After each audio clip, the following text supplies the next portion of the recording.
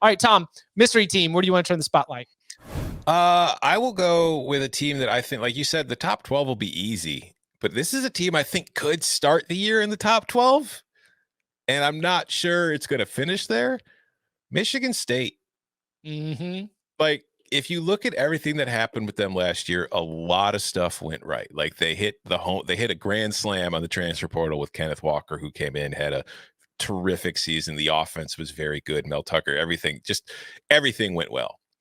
But the defense was not good. Like I feel like we tend to overlook how terrible that defense was, especially late in the year. Just get The pass defense was one of the worst pass defenses, like one of the 20 worst yeah, pass defenses in the country. And we went into that Ohio State Michigan State game like, oh, look at this big top showdown between the Buckeyes and the Spartans. And anybody who was smart was like, okay, so you're telling me CJ Stroud and these wide receivers against the poorest pass defense. This is definitely not going to end 49-7, right? mm-hmm, It's going to end 49-7. Okay, gotcha. mm-hmm.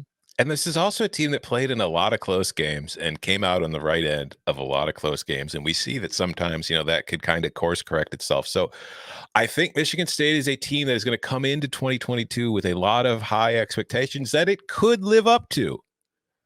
But it could also completely flop, which is, I think, it's a high variance team, which I think kind of qualifies it as a wild card because a lot of what made it good last year left. We don't know how much it's done to truly address the pass defense. I think they'll be improved because simply it'll be hard to be worse. And Mel Tucker, his background as a defensive coach, I think that they're going to work on getting that fixed.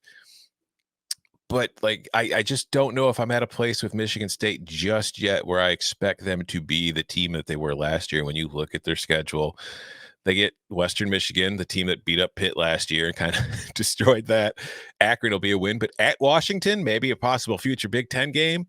That's going to be tough. You get Minnesota, Ohio State's on the schedule. You also draw Wisconsin from the West. You get a road trip to Illinois, which I think Michigan State lost the last time they went to Champaign, and they've had a couple close games in Champaign. And I think this Illinois team is going to be better than most of the Illinois teams we've seen in recent years. You get Michigan on the road. Like, this is a team that I feel like could start off. This could be one of those teams because every year there's a team that starts ranked in the top 10 or so and then finishes the year unranked. And I think last year there were a bunch of them. I can't remember how many off the top of my head. But Michigan State strikes me as a team that could begin this year ranked in the top 10 and finish unranked.